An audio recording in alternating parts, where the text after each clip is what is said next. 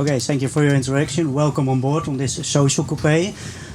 I'm going to tell you something about the environment and how important the environment is for our emotions and actually for our behavior. So I hope that you, in about 5 minutes, know the power of the environment. Let's first start by telling you that most of the time we are not fully aware of our environment. But the environment has a big influence on our emotions and on our behavior. We are not aware of our environment, but it has a big influence. How does that come?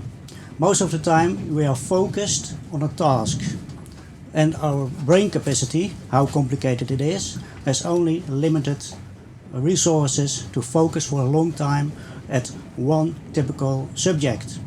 So the total environment we don't care about, we take it for granted. Only when something strange happens, a lion is coming in, then we are alert and the environment plays a key role.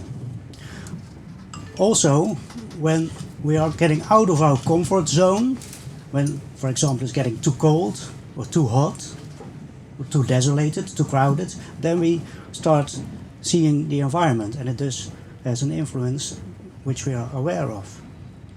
How does this work, and why is this so important for a good design of an environment? We, as a human being, have 5 senses. Most of us have 5 senses, in which we can smell, see, hear, feel the environment. We are not continuously aware of the processing of all those stimuli that come to us. But they do. They come all together in our brains and they create emotions in us. We are not always even aware of those emotions. But the emotions on their place influence our behavior. And the behavior can be avoidance behavior, get away somewhere, or approach behavior, stay longer somewhere and explore the environment. For example, when you enter a new area, in a few seconds we see, feel, smell, hear if it's a good area, it's okay, or not. When there are a lot of broken windows, gravity, desolated, bad maintenance, then we feel that's not okay. We get negative emotions, and negative emotions lead to avoidance behavior. On the other way, when we are in a warm environment with a lot of things to do, and we have nice colors, nice music, then we feel at ease. We have a pleasant feeling, and that leads to approach behavior, and we want to stay longer in that environment and want to explore that environment. Let's give an example of the power of the environment. Research is done in a supermarket, and in the supermarket you could buy wines of all kind of countries, and at some days they played German music in the supermarket. Other days they played French music in the supermarket. And you guess what happened? People who heard German music bought German wines. People who heard French music bought French wines. But the most remarkable thing is, when the researchers asked, did you think the music did have any influence on your choice? People said, what music? So they weren't aware that music has been played in the supermarket, but it did influence them to buy the German or the French wine. There's another thing that's important in creating a right environment for customers or people you want to help. That's the mental state of the people. Roughly, people have 2 kinds of mental states. People can be very goal-oriented, or people can not be goal-oriented. When people are goal-oriented, they are focused on a certain goal, they are concentrated, most of the time in a hurry and a bit stressed, and all capacity and attention is going to the task at hand. There's a little eye for the environment. Even worse, when the environment is too noisy, too much colors, flashing lights, then people get a mental overload and get stressed.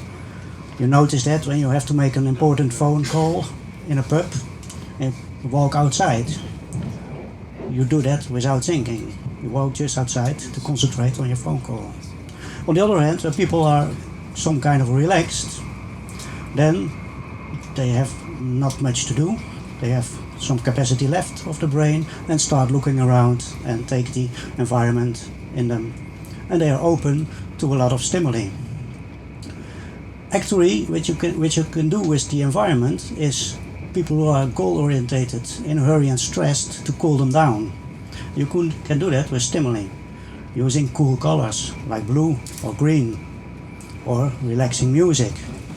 That's the reason why in hospitals they use blue and green colors and not red, because the already anxious patients will be even more stressed. On the other hand, people who are relaxed are open for stimuli at the environment, every stimuli. So warm colors like red, yellow, orange, or stimulating up-tempo music, or any distraction entertainment. People are happy and feel pleasant then. That's why casinos and theaters use the color red to attract people. And maybe you can think of some other entertainment which uses red to attract people. In the Netherlands Railways, we use this knowledge in all kinds of experiments at stations and in trains to improve the quality of the environment.